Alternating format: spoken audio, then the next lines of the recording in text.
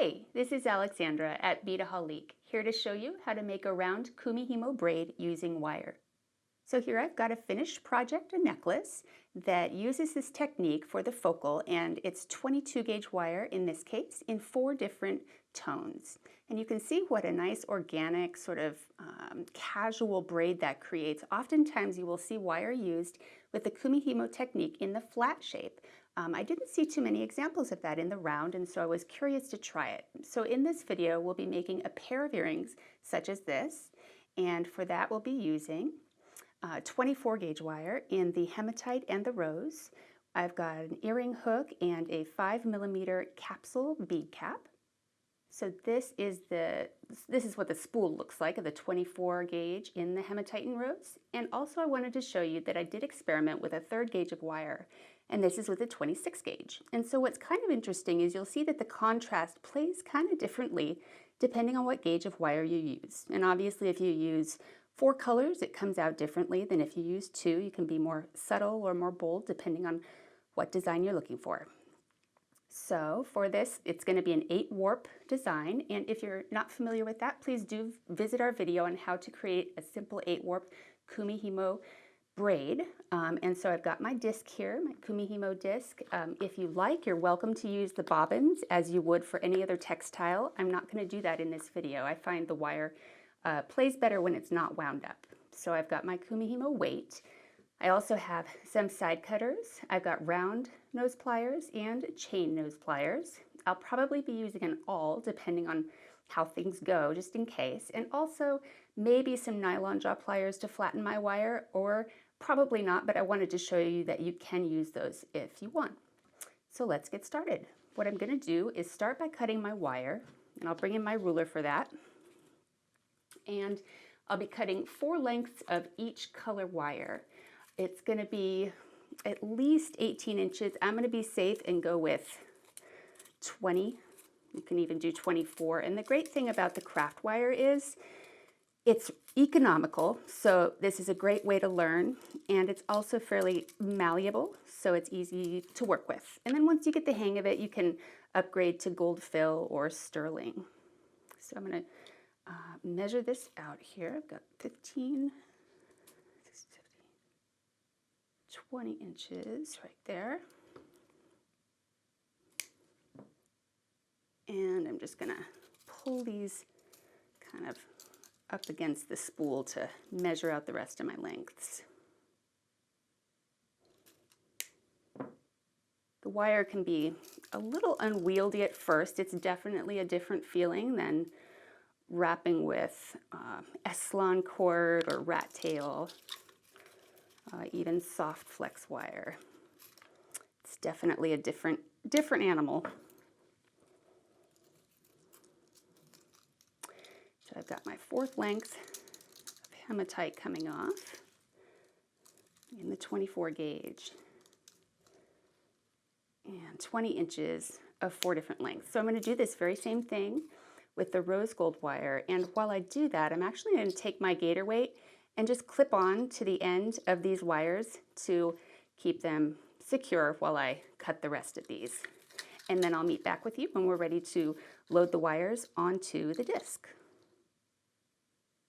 All right, so I have cut all my wires now. I've got 8 of them, and I'm going to combine them at the end, bringing all the lengths together, and I'm going to want to kind of twist and wind them just to get them caught in a little bunch. And just for good measure, I'm going to bring in my round nose pliers, and nothing fancy. I'm just going to loop the wires around themselves just to get a good catch with the tail heading in the opposite direction of where I'll be working. So once I've got that set, I'm going to grip the whole thing with my gator weight, like so, and send the weight through the center of the disc. This is all very similar to the process of 8 warp Kumihimo as per usual. So now the order of wire that I've chosen to place is as follows. I've got hematite on the left of the 32 and rose on the right, and I'm going to follow that left and right pattern around the disc. So I've got left hematite, right rose, left hematite, right rose, the 16, and over on the left, hematite and rose again. So I'm just leading with the hematite wire and following with the rose. And you'll see that it's kind of lumpy in the middle. It's going to take a few weaves to get that nice braid started. So let's make sure it's up tight and as ready as we can be with our tension. And we're just going to start braiding in the 8 warp order, coming up to the left and down to the right. Now as I go, I'm going to adjust the wire little by little. I'm going to rotate. And once again, you can use bobbins for this if you'd like. And usually you'll be over your own lap working and not on a table, so that'll help too. Coming up to the left, down to the right, and rotating. Up to the left, down to the right.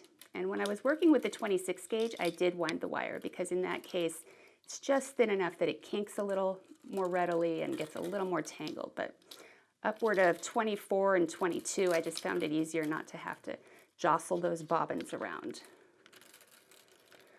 So I'm just getting my start here. Up to the left, down to the right, and counterclockwise.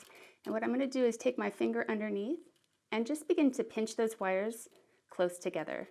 Because ultimately what I want is for the angles of these wires to bend really down onto each other and create a nice tight fit. And when you're working with the wire, you do want to give a bit more of a tug and a grip and a pull to this process. It just takes a little more wrangling. But I think the end result is pretty neat. So I'm going to work a little more and get this braid formed for you so you can see how it's turning out. And then we'll move on from there.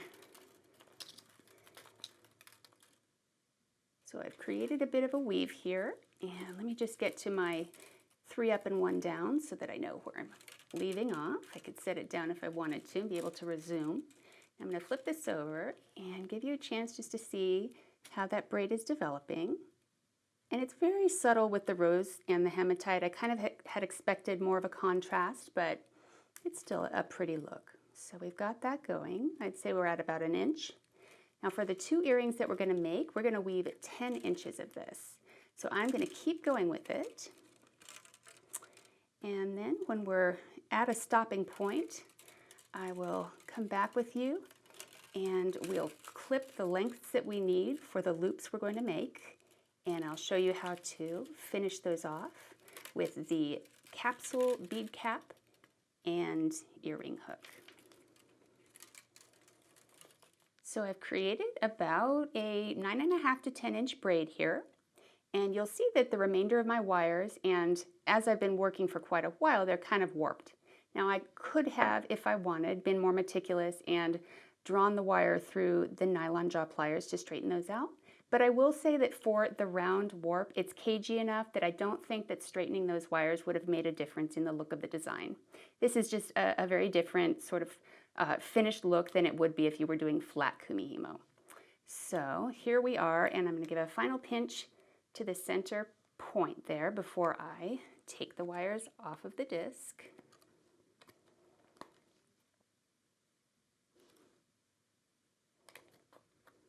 I work down kind of to the nubs of these. You could give yourself a little more leeway if you're more comfortable. And pinching the ends, you'll see they don't pop off in an unwinding, which is good. They kind of stay bound. But even so, I'm going to take and twist that end to keep it tight. And I'm ready to take off my weight on the other side. And at this point, I'm going to bring in my ruler because we'll want to measure out 4.5 inch lengths for our loop earring. So let me find a portion just down from the end here and clip like so. Let's see, first I'm going to clip this one end just with my flush cutter. And before I do anything else, I'm actually going to grip those ends and again just give it a little bit of a twist just to make sure they don't go anywhere. Just working the pliers around slightly. Then about 4.5 inches down, I'm going to clip again.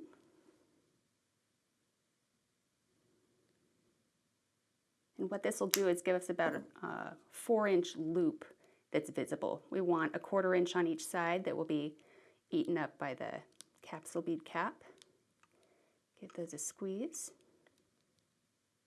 And let's cut our next length and make sure that they match. Oh, and actually, just to be safe, I'm going to rip and twist the end of this wire a little bit. Come back down and measure 4.5 inches and clip.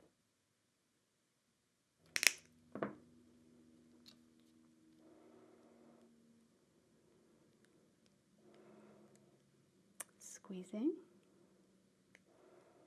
All right, so let's hold those up and make sure we're on point here. Actually, this one looks slightly longer, so I'm going to clip that because a little bit makes a difference when you're measuring in these cases. Squeeze those. All right, so there we are with our 2 even lengths of 8 warp Wirework Kumihimo, and I'm ready to bring in a section of wire that's about 2 inches. Actually, I'm going to give myself 3 inches here. I'll cut 2 of those lengths, and these are going to help us bind the ends and create our wrapped wire loop. So let me take my awl, and I think this is going to help me make a little opening within that weave to slide the wire through like so. And before I actually do that, I'm going to want to form my kind of rudimentary loop. I can micro adjust that once I get it wrapped together. So let me also make a little opening on this side. A toothpick would probably work, any little sharp thing that you have to kind of create an opening for yourself. And I'm going to slide this 3-inch section of wire through both sides of the weave. And pull those up over the top. Now to make sure it's secure, what I want to do is pinch the 2 together and bind them. So I'm actually going to squeeze the whole thing and get a grip, and here's where that extra 1/4 inch is going to come in,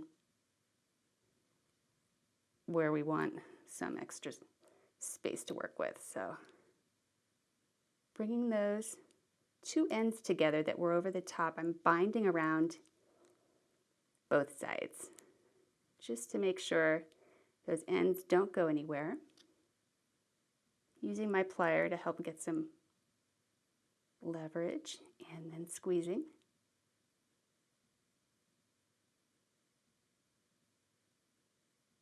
All right, and now I've got this portion of wire coming off the top, and that's going to be what I feed through my end cap. Now if I need to, I can squeeze the wire a little bit tighter around the top to get it to fit into the cap. So I'm going to make that adjustment here. You could also use a slightly thinner gauge wire if this part gives you trouble. Taper that wire a little bit and try it again.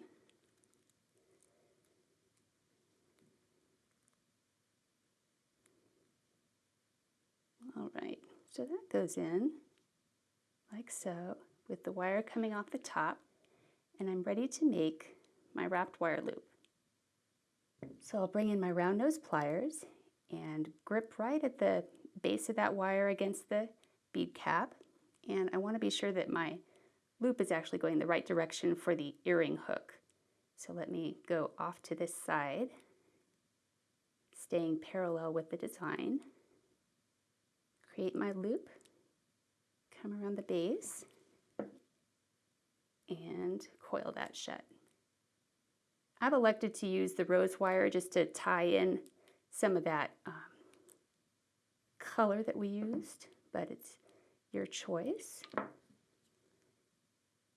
Just clip that tail and straighten it up. Here's where we can bend our loop and create the shape that we want. You can also come in with your chain nose pliers and make some micro adjustments this way too, and adjust that weave if you want to. Flatten out some of the warps if you think that's necessary. So here's my earring hook. I'm just going to open that enough to fit through the loop of my wrap and close it. So there's one earring. Now I'm going to do the very same thing for this other one, and then I will show you the pair. So I've taken my wire and come through the weave up and over the top, and I've created a bit of a bind there. So I'm ready to bring on my cap just as soon as I give this tail a clip. Shoot this one straight off the top and string through my cap here, if it'll let me, and bring that down. Now I can also decide at this point which side I like better, and just aesthetically I kind of like this side. There's just a wee bit of wire showing up in that crevice. When I flip it over I see it less. So again, that's your design eye, your choice. All right, so I'm going to grip with my round nose plier off the top of the cap, create my 90-degree angle, match up the size of the loop along the length of my plier, come around the top, and create my coil. So you can just see there's a lot of design opportunity here, a lot of fun things you can do with necklaces, earrings, bracelets. I will say in my experience with the round braid and the wire that I don't know how it would be to add beads on. I may experiment with that. If you do, let us know how it goes for you. And so let me bring in my earring hook and make sure those shapes match up. Open the loop of this, find my front side, slide it on,